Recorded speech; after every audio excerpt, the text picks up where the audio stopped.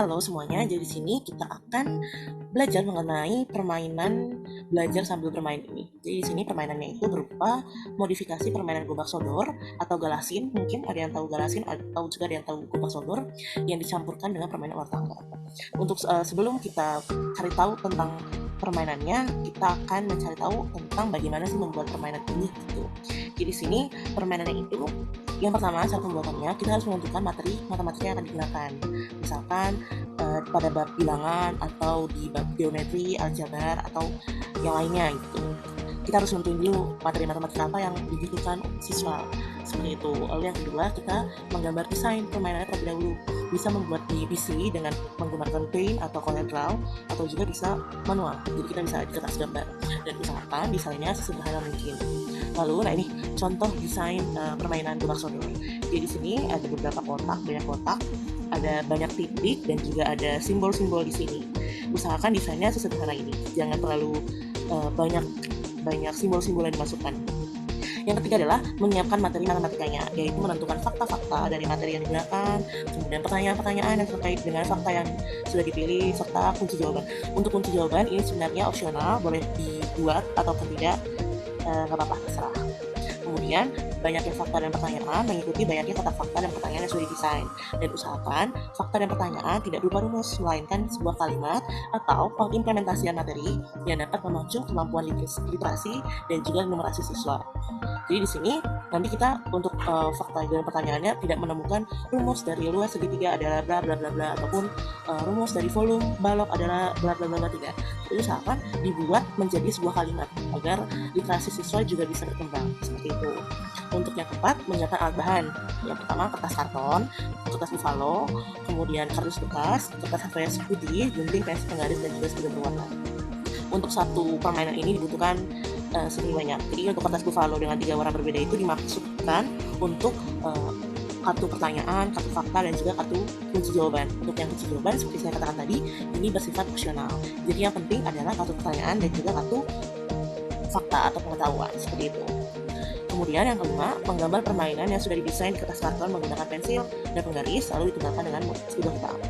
Yang keenam atau yang terakhir, ya, menuliskan fakta dan pertanyaan serta jawaban yang telah disiapkan di kertas buffalo, kemudian digunting sehingga berbentuk seperti kartu. Untuk fakta dan pertanyaan juga jawaban diberi nomor agar pertanyaan dan jawaban tidak tertukar, seperti itu. Untuk permainan ini bisa juga dicetak, namun untuk pencetakannya ini kemarin sudah saya lakukan. Saya mencetak 6 buah permainan mengeluarkan dana sebesar 38.000, dan itu lumayan tidak menguras kantong gitu. Jadi daripada susah untuk menggambar, mencetak itu tidak masalah seperti itu karena tidak mengeluarkan banyak biaya. Nah, contoh kartu pengetahuan atau fakta seperti ini. Ini saya ambil materi bilangan. Contohnya seperti ini, sebuah bilangan pecahan dapat dikatakan pecahan murni jika pembilang dan penyebutnya merupakan bilangan bulat, serta nilai pembilang lebih kecil dari penyebutnya. Ini kalau misalkan kalimatnya terlalu sulit untuk anak SMP bisa disesuaikan lagi.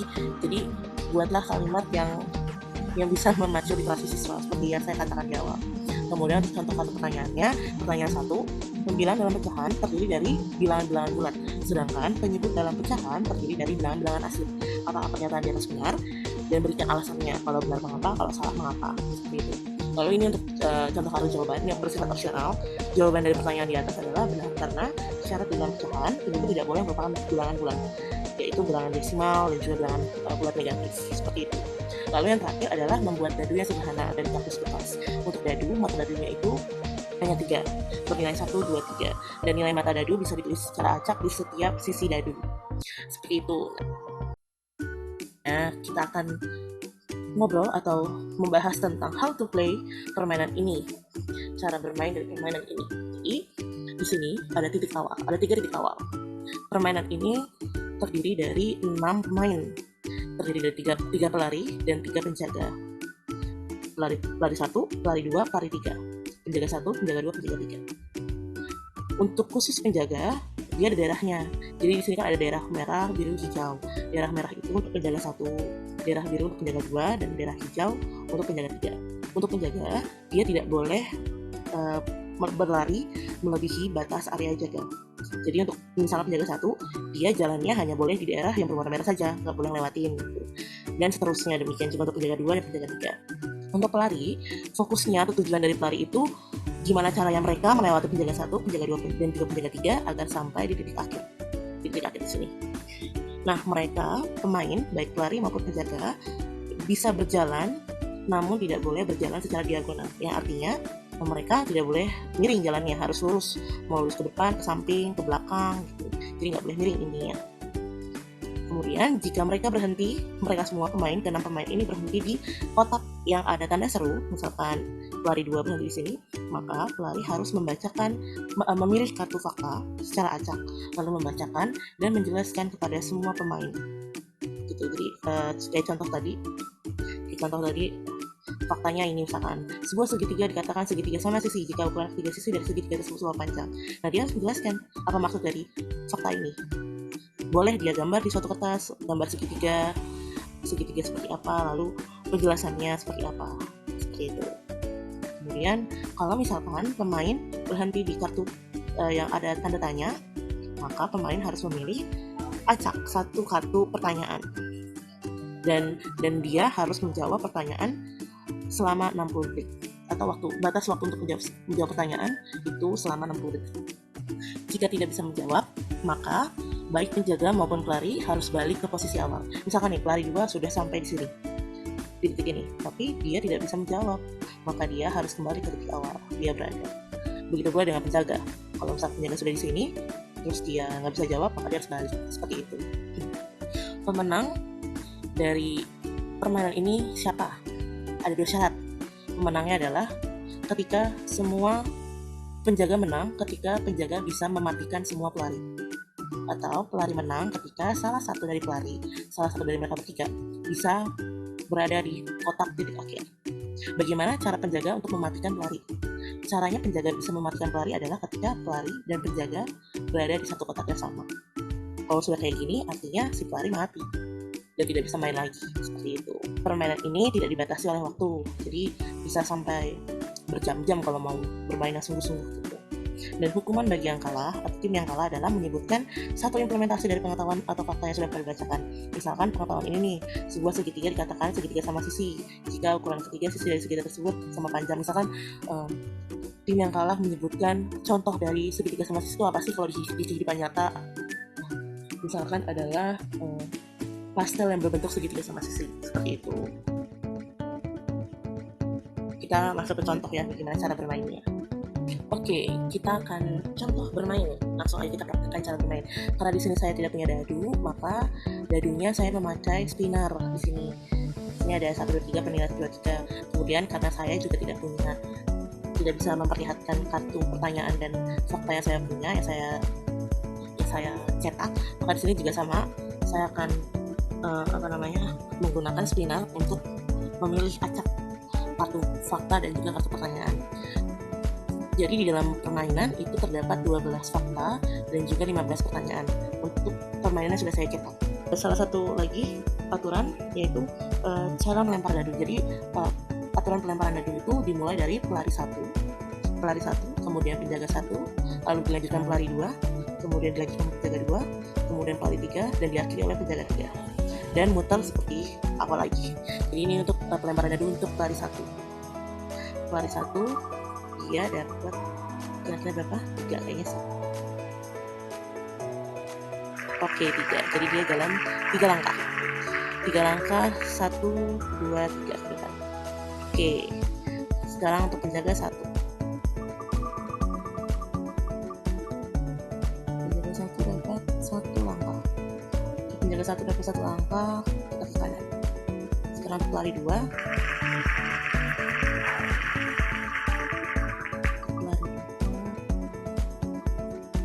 Dapat 3 langkah. Oke, pelari 2 dapat 3 langkah. 1, 2, 3. Nah, karena dia di sini dapat kotak bertanda seru, maka si pelari 2 harus memilih satu kartu fakta secara acak.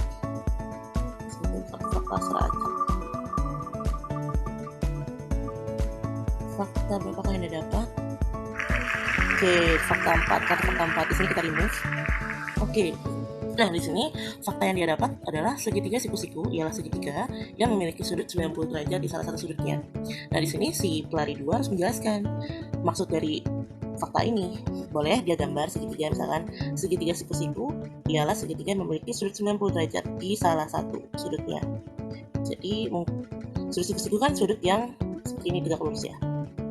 Nah, terus segitiga kan adalah suatu bangun yang terdiri dari 3 titik. Di sini kan sudah ada 1, 2, 3 dan 3 sisi. Tapi di sini cuma ada 2 sisi, maka tarik garis. Nah, segitiga siku-siku. Dan dia bisa menunjukkan siku-sikunya di mana, siku-sikunya di sini loh, seperti itu.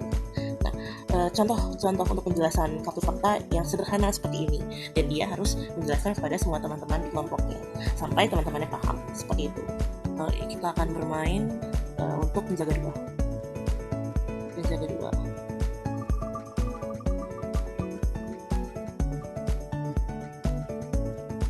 Dapat 2 langkah. Nah, 1, 2.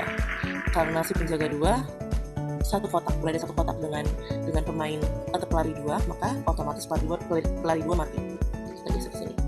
Nah, di sini si penjaga 2 masuk ke kotak tanda seru. Pada itu, si penjaga 2 juga harus memilih satu kartu fakta secara acak. Fakta secara acak untuk penjaga 2. Fakta nomor 3. Oke. Fakta nomor 3 berbunyi, sebuah segitiga dikatakan segitiga sebarang jika ukuran ketiga sisi dari segitiga tersebut tidak sama panjang. Segitiga sebarang atau segitiga sembarang ya, bisa dibilang. Sebarang jika ukuran ketiga sisi tidak sama panjang. Dia bisa menjelaskan secara sederhananya seperti ini. Sembarang itu kan tidak tertentu oleh panjang, oleh sesuatu. Maka dari itu akibat dari segitiga sembarang ini adalah panjangnya tidak sama, seperti itu. Jadi anggaplah dia menggambar segitiga sembarang. Nah, kalau dilihat segitiga ABC ini kan panjang ketiga sisinya tidak sama. Apakah panjang AC akan sama dengan panjang CB? Apakah panjang CB akan sama dengan panjang AB? Kan tidak, karena yang kita gambar adalah segitiga sembarang. Ini ciri-ciri dari segitiga sembarang. Seperti itu. Itu contoh penjelasan untuk fakta ketiga. Kita akan bermain untuk pelari ketiga.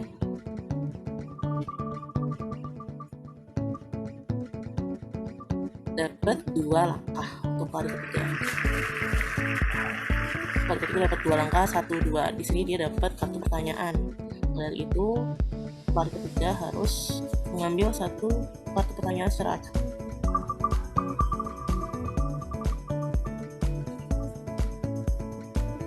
Dapat pertanyaan nomor 11. Oke, ini pertanyaan nomor 11.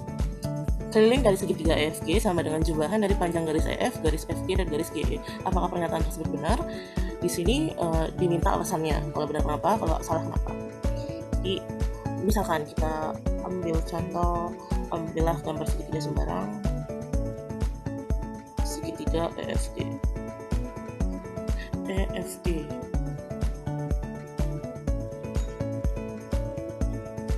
Nah, untuk mencari keliling dari segitiga kan adalah jumlahan dari ketiga sisi.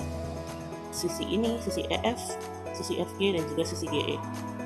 Berarti keliling dari segitiga FG adalah panjang dari garis EF ditambah panjang dari sisi FG, kemudian ditambah panjang dari sisi GE, dan juga ditambah dengan panjang dari sisi GE. Kita lihat lagi pertanyaannya. Keliling dari segitiga FG sama dengan jumlahan panjang garis EF, FG, dan GE. Apakah pernyataan tersebut benar? Jika kita lihat dari yang kita temukan, benar. Berarti pernyataannya tersebut benar. Seperti itu untuk jawab pertanyaan. Selanjutnya kita ke penjaga 3.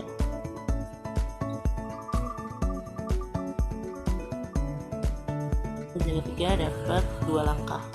Di sini karena dia tidak ada yang mau maju, jadi misalkan 1, 2. Seperti itu contoh dari permainan ini, praktiknya seperti apa. Jadi kalau untuk di realnya nanti kita akan bermain seperti main ular tangga, memakai dadu, seperti itu. Kemudian kartunya bisa dikocok, bisa dipilih secara acak, seperti itu. Terima kasih.